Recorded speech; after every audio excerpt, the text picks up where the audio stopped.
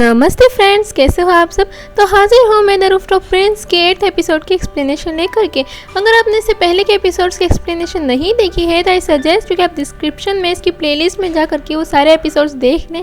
अगर आपको मेरी एक्सप्लेनेशन अच्छी लगी तो please give the thumbs up and अगर आपको इसका नेक्स्ट एपिसोड चाहिए तो प्लीज़ कमेंट में येस ज़रूर लिख देना। और इसके आगे के एपिसोड्स देखने के लिए मेरे चैनल को सब्सक्राइब कर देना और बेल आइकन भी ऑन कर देना ताकि मैं जब भी वीडियो अपलोड करूँ तब आपके पास नोटिफिकेशन पहुँच जाए।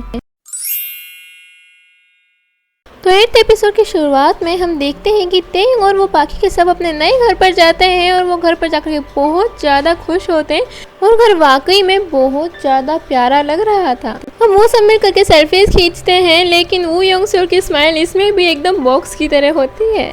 और फिर वो सभी शॉपिंग करने जाते हैं तो सोंग मान बो, दाची सा और वू योंग सोल को कुछ कैंडीज मिलती है जिनका नाम ये गाक था। अब ये गाक तेयोंग का भी नाम था, इस वजह से वो बहुत सारे पैक्स खरीद लेते और सोचते हैं जब भी हमें उन पे गुस्सा आएगा तो हम इन्हें चबा लेंगे, जैसे वो पक्का के लिए पेपरमिंट नहीं लेकर के आए थे। अब जैसी करनी वैसी भरनी। और वहीं दूसरी ओर तेयोंग को भी एक लोटस का सीड मिलता है और उसे याद आता है बका का मीनिंग होता है लोटस और वैसे भी एक बीज की तरह ही ये तो है। और वो उसको चिढ़ाते हुए बोलता है तुम तो एक बीज की तरह हो, इसलिए फिर वो फिशर टैंक में उस बीज को डाल देता है और बाकी मछलियों को अपना नाम दे देता है। वो योंग सोल का नाम दे देता है, दाची सा का नाम दे देता है और सोंग मान बो का नाम देता है। लेकिन बेचारी बका इतनी दुखी हो जाती है कि उसको मतलब बीज बना दिया। वहीं दूसरी ओर ग्रैंडमा सोच रही थी कि वो तो खाना बना लेंगे लेकिन हम भी तो कुछ लेकर के चले ना तेयोंग के लिए, तो क्या लेकर के जाना चाहिए। और फिर एकदम से तेमू आता है और वो उसे बोलता है कि हमें सीजन क्रैब्स नहीं लेने चाहिए, उसे सोया सॉस और राइस का मिक्स करके कितने अच्छे लगते हैं। और फिर यहाँ हमें पता चलता है कि वो जानबूझकर कर रहा था ताकि तेयोंग की सच्चाई सामने आ सके, जिस पर ग्रैंडमा बोलती है हाँ उसे सीजन क्रैब्स बहुत पसंद भी हैं तो मैं काम करूँ वो ले आओ। और फिर बाद में हमें एक फ्लैशबैक दिखाया जाता है जहाँ पर हमें दिखाया जाता है कि तेयोंग और तेमो जब खेल रहे थे तो तेमो उसे बोलता है कि मैं तुम्हारी सच्चाई सबके सामने ला कर ही रहूँगा कि तुम तेयोंग नहीं हो और इसके लिए तुम रेडी रहना।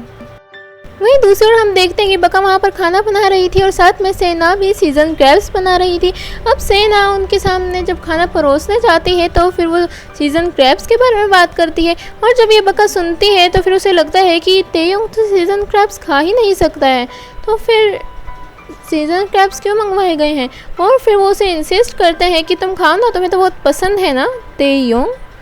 और फिर तेयोंग उसे खा भी लेता है, जिसे देख करके बका बहुत ज़्यादा शौक हो जाती है कि अगर ये इसकी डेथ की बात है तो फिर खा क्यों रहा है ये सब। और तेमू भी बहुत ज़्यादा परेशान हो जाता है क्योंकि उसने सोचा था कि अब वो उसकी सच्चाई सबके सामने ला देगा, लेकिन ऐसा तो कुछ हुआ ही नहीं। अब थोड़ी देर के बाद जब बका बाहर घूमने के लिए आती है तो वो देखती है तेयोंग को सांस नहीं आ रहा था, इसलिए वो CPR की हेल्प से उसे सांस देने की कोशिश करती है और उसे देख लेती है सेना। अब वो दोनों बातें करते करते बहुत दूर आ जाते हैं और वहाँ पर बका उससे पूछती है कि तुम मुझे आज सच सच बताओ कि तुम हो कौन। मैंने तुम्हारी हर बात का यकीन कर लिया, तुमने कहा कि मैं बहुत पुराने टाइम से आया हुआ एक राजा हूँ, मैंने वो यकीन कर लिया। तुमने कहा कि मैं तेयोंग हूँ, मैंने वो भी यकीन कर लिया। और अब तुम वापस राजा बन रहे हो और फिर बाद में तुम वापस तेयोंग बन लोगे, है ना। मुझे सच सुनना है, मैं थक गई हुई तेरा झूठ सुन सुनकर। जिस पर तेयोंग बोलता है कि मैं हूँ तो राजा ही लेकिन मैं तेयोंग भी हूँ। और फिर ये सुन करके बका बोलती है बस करो यार, मुझे और झूठ नहीं सुनना है, माफ़ करो मुझे, समझे। अब वो इस बात को प्रूव करने के लिए कि वो सच कह रहा है वो गाड़ियों के आगे बिना कुछ कहे चलने लग जाता है और उसका एक्सीडेंट होते हुए बच जाता है। और फिर बका उसे डांटते हैं कि यार ये कोई बात है क्या, मतलब तुम अपने शब्दों से बोल सकते हो, मैं उस पर यकीन कर लूँगी, इसका कोई ये मतलब नहीं है कि तुम जाके अपनी जान हथेली पर डाल के ऐसे काम करोगे, समझे। अगर आगे से तुमने किया तो मेरे से बुरा कोई भी नहीं होगा, वरना तुम समझ जाओ बस, मैं तुम्हें बख्शूंगी नहीं अगर तुमने दोबारा ये किया। और फिर वो उसको 2-3 थप्पड़ मारती है और बाद में तेयोंग उसे शांत करवाता है। वहीं दूसरी ओर उसके घर वाले परेशान होते हैं कि वो कहाँ पे गए, तब सेना उन्हें बताती है कि वो और बका घूमते घूमते मैंने देखा था रूफटॉप पर और फिर उसके बाद मैं अंदर आ गई, उसके बाद मैंने उन्हें देखा ही नहीं है। वहीं दूसरी ओर तेयोंग बका को बोलता है कि जब सही समय आएगा तब मैं तुम्हें सब कुछ बता दूंगा, लेकिन अभी तुम सिर्फ इतना जान लो कि मैं एक पर्सन के लिए आया हूँ।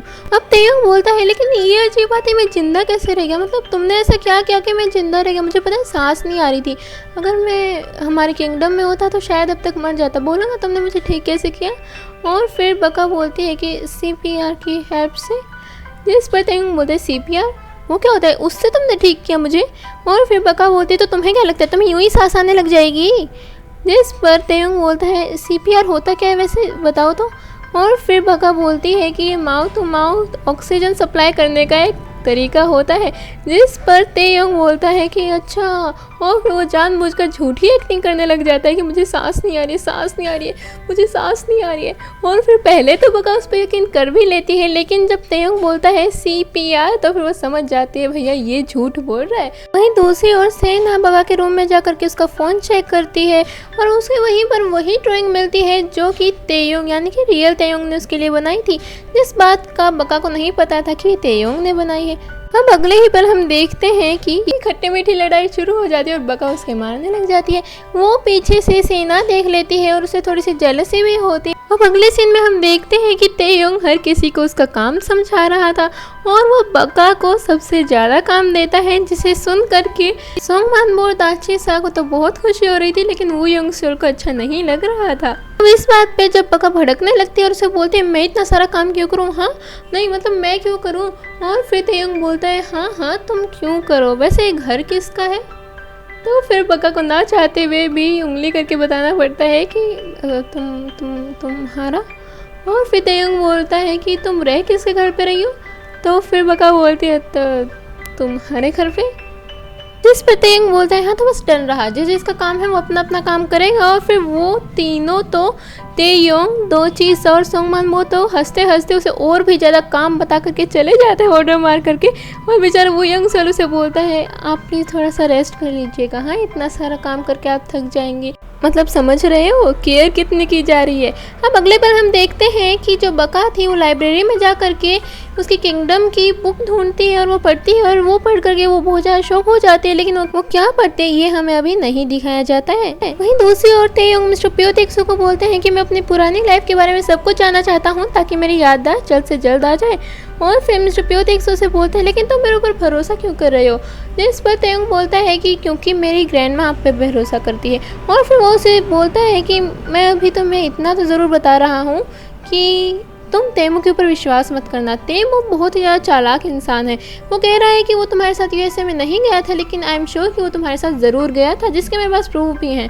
और फिर वो थोड़ी सी बातें करते हैं और अगले बार में हमें दिखाया जाता है कि जब मिस्टर प्यो तेक्सू और तेयुंग जा रहे होते हैं वहाँ पर तेमू और उसके फादर भी जा रहे होते हैं और उन दोनों के बीच में जैसे झगड़ा हो जाता है। मिस्टर प्यो तेक्सू और जो तेमू के फादर थे वो दोनों लड़ रहे थे, यूं ही बातों बातों में एक कोल्ड वॉर चल रही थी और उस कोल्ड वॉर में तेमू भी शामिल हो जाता है और तेमू शामिल हो जाता है तो तेयुंग भी शामिल हो जाता है और तेयुंग उसे बोलता है कि मुझे सब याद आ गया है और अब तो तुम्हें भी याद ही होगा क्या क्या हुआ था यूएसए में। जल्दी ही सब कुछ सच सामने आ जाएगा। और फिर ये देख कर के तेमू बहुत ज़्यादा डर जाता है और फिर वो वहाँ से चले जाते हैं। और फिर जब मिस्टर प्यो तेक्सू तेयुंग को बोलते हैं तुम्हें नहीं लगता है तुमने कुछ ज़्यादा ही जल्दी बोल दिया ये सब? जिस पर तेयुंग बोलता है कि मैं सिर्फ ये देख रहा था कि उसका रिएक्शन क्या होगा। उसका रिएक्शन मैंने देख लिया और उसका रिएक्शन ऐसा था कि जैसे तो सच में ही गुनहगार हो। वहीं दूसरी ओर जो तेमू के फादर थे वो ग्रैंडमा को बता रहे थे कि तेमू की हमने शादी फिक्स कर दी है, आज ये ब्लाइंड डेट पर जा रहा है और फिर उसके बाद इसकी शादी हो जाएगी। वहाँ पर सेना भी ये सब सुन रही थी और फिर ग्रैंडमा सेना को बोलती है अच्छा सेना एक बात बताओ तुम्हारी शादी हो गई या तुम किसी को डेट कर रही हो? जिस पर सेना बोलती है नहीं मैं किसी को भी डेट नहीं कर रही हूँ फिलहाल तो। और फिर ग्रैंडमा बोलती है ये तुम्हारा हमारे तेयुंग के बारे में क्या ख्याल है? तुम दोनों साथ में काम भी करते हो तो तुम उसे अच्छे से जानती भी हो। और फिर सेना बोलती है कि ऐसा कुछ नहीं है। और फिर आंट बोलती है कि मतलब तुम तेयुंग को पसंद नहीं करती? तो सेना बोलती है ऐसा नहीं कि मैं उन्हें पसंद नहीं करती हूँ, वो तो बहुत अच्छे हैं। और फिर वो आंट बोलती है इसका मतलब कुछ तो है। और फिर सेना भी स्माइल दे देती है और उन्हें समझा देती है इशारों में कि मैं तो रेडी हूँ। और जिस बात से तेमू को तो बहुत ज़्यादा जलन हो रही थी, उसका गुस्सा हम उसके फेस पे क्लियरली देख पा रहे थे। अब हम देखते हैं कि बका से मिलने उसकी मोम आई हुई होती है, लेकिन उसे तेयुंग बिल्कुल भी पसंद नहीं आता है क्योंकि उसकी हरकतें ही ऐसी थी, अलग ही एटीट्यूड में घूम रहा था यार। बका की मोम उसे बताती है कि मैंने तुम्हारे लिए एक ब्लाइंड डेट अरेंज कर दी है और तुम उससे मिलने जा रही हो कल।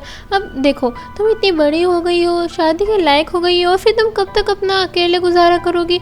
अब वक्त आ गया है कि तुम भी अपनी फैमिली बनाओ, शादी करो, एक प्यारा सा क्यूट सा हस्बैंड पाओ और अपने बच्चे पैदा करो। जिसे सुन करके वो सभी शॉक हो जाते हैं और सभी को थोड़ा थोड़ा पिंच होती है ये बात। लेकिन वो यंग सोल को तो जोर का झटका हाय जोर से लगा, हाय लगा। और फिर बका के मोम से इतना ज़्यादा इंसिस्ट करती है तो बका ओके भी बोल देती है और बोलती है चलो ठीक है, मैं कल उसके साथ ब्लाइंड डेट पे चली जाऊंगी।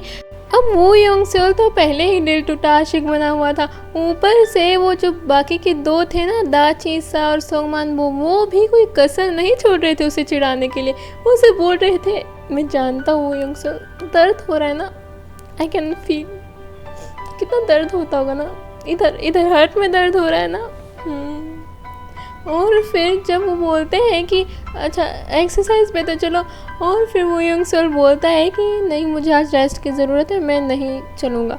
और फिर वो उसको और भी ज़्यादा चिढ़ाने लग जाते हैं। वो बोलते हैं ओहो वो यंग सोल रेस्ट, अरे हाँ दर्द हो रहा होगा ना बहुत, इट फील्स हार्ट ब्रोकन, बहुत दर्द हो रहा होगा बेचारे को। अब वो यंग सोल बोलता है मेरी तलवार कहाँ पे गई, मेरे को मिल नहीं रही है। और फिर वो वहाँ से दुम दबा के भाग जाते हैं। और शाम को वो बहुत ज़्यादा एक्सरसाइज करने लगती है ताकि वो कल अच्छी दिख सके और एकदम पतली लग सके। लेकिन तेयोंग को बिल्कुल भी अच्छा नहीं लग रहा था और वो अपने गुस्से को बड़ी मुश्किल से कंट्रोल कर रहा था। अगले दिन जब बका तैयार होकर के जाने लगती है तो फिर तेयोंग उसे वहीं पर रोक लेता है और उसे बोलता है कि ये कपड़े सही नहीं है, तुम मेरी बेइज्जती करवाओगी क्या, आप जैसी भी हो हमारे घर पे रहती हो, तो चलो तुम्हें नए कपड़े दिलवा के लाता हूँ। और फिर वो बहुत सारे नए नए कपड़े पहन करके उसे दिखाती है। लेकिन वो तो तेयोंग है, उसको तो हर बात में ना नुकुर करनी ही है, तो वो शुरुआत में तो किसी भी ड्रेस के लिए हाँ नहीं बोलता है। सभी को वो ड्रेस अच्छी लगती है और वो यंग सोल तो भाई हर ड्रेस में उसको इतनी पसंद आ रही थी कि सबसे तेज क्लैपिंग करने लग रहा था। अब लास्ट में फाइनली एक ड्रेस चूज हो जाती है और फिर वो उसे सैंडल दिलवाता है और उसके हेयर स्टाइल करवाता है। और फिर फाइनली वो अपने डेट पर जाती है। अब वो डेट पर जाती है तो दोनों काफ़ी अच्छे से बात कर रहे थे, दोनों एक दूसरे को काफ़ी अच्छे से समझ भी रहे थे और उन दोनों को देख रहे थे वो तीनों। और बेचारे वो यंग सोल का तो कहना ही क्या, बेचारा उदासी के गम में डूबा हुआ था और वो हर एक पल पल की खबर तेयोंग को दे रहे थे मैसेजेस में। वो हर बात बता रहे थे कौन कैसे हंस रहा है, वो दोनों काफ़ी अच्छे लग रहे हैं, वो बहुत क्यूट है, हैंडसम है, गुड लुकिंग है। बका उसे काफ़ी पसंद करने लगी है और उसकी हर बात पे ब्लश करने लगी है।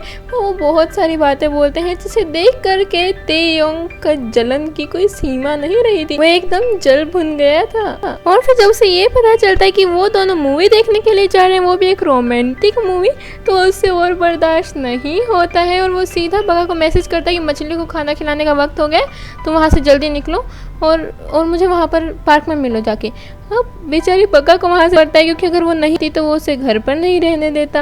वो जल्दी से सॉरी बोल करके उसे बोलती है हम नेक्स्ट मीटिंग में बात करेंगे, मुझे बहुत इंपॉर्टेंट काम आ गया, I am so sorry, very very sorry, मुझे जाना होगा। और फिर वो वहाँ से चली जाती है। वहीं दूसरी ओर जो हमारे तेयोंग थे वो आराम से गाड़ी में आ रहे थे। अब जब आपको पता चलेगा नहीं वो गाड़ी में कैसे आ रहे तो आप भी शॉक हो जाओगे और मैं क्या बोलूँगी, आप खुद ही देख लो कैसे आ रहे थे। अब तेयोंग बका को बोलता है मुझे गाड़ी सीखनी है तो तुम मुझे गाड़ी सिखाओ जल्दी से।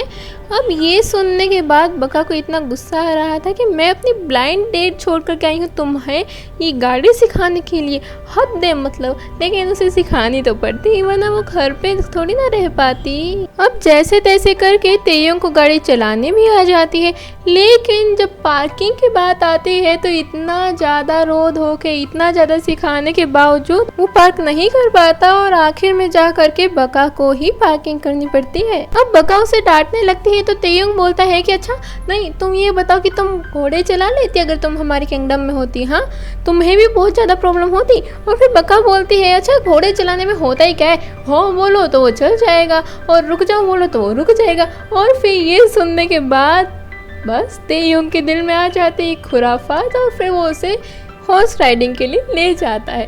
अब बका इतनी ज़्यादा डर रही थी कि वो हॉर्स राइडिंग कैसे करेगी क्योंकि उसे तो आती ही नहीं थी। जिस पर तेयोंग बोलता है कि अच्छा अभी तो तुम इतनी बड़ी बड़ी बातें कर रही थी, ऐसे चल जाएगा ऐसे रुक जाएगा, चलाओ ना। अब तेयोंग बका को हॉर्स राइडिंग सिखाता है और साथ में वो उसे पूछता है कि तुम्हें कैसा लड़का चाहिए अपनी शादी के लिए।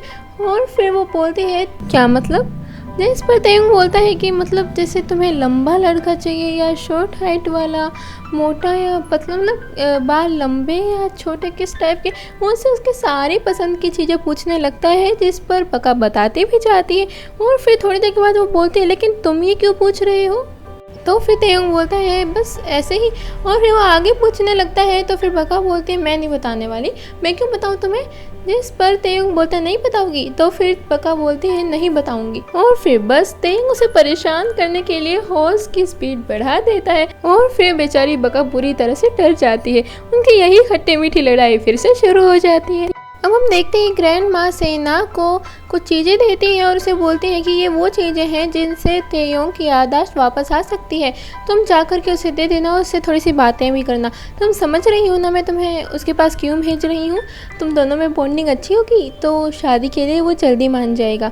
अब सेना उसकी ड्राइंग्स देख रही थी और उसे वही सिग्नेचर मिलता है जो कि तेयोंग करता था। और फिर उसे याद आता है ये सिग्नेचर तो उस ड्राइंग के ऊपर भी था जो कि बका की थी। वो स्केच कहीं तेयोंग ने ही तो नहीं बनाया था। अच्छा अब समझ में आया, इसका मतलब ये है कि बका तेयोंग को बहुत पहले से जानती थी। और फिर वो ग्रैंड माँ को कॉल करके ये सब बता देती है और भी ज़्यादा बढ़ चढ़ के मिर्ची मसाला लगा करके उन्हें बता देती है।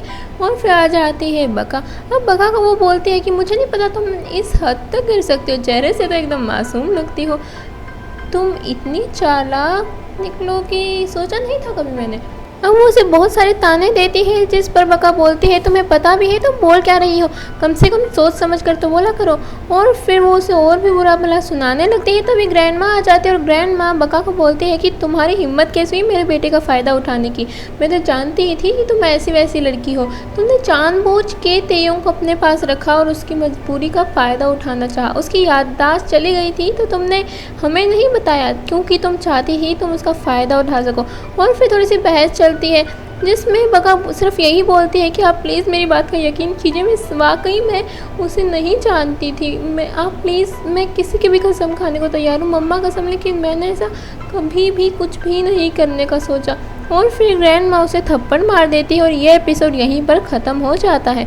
सो नेक्स्ट एपिसोड में जल्दी ही अपलोड कर दूंगी। और अगर आपने मेरे इंस्टाग्राम आईडी को नहीं फॉलो किया है तो फिर आई रिक्वेस्ट यू कि आप जा करके मेरे इंस्टाग्राम आईडी को भी फॉलो कर लें, जिसका नाम है अंशी एक्सप्लेनर। तो तब तक के लिए bye bye, take care, thanks for watching.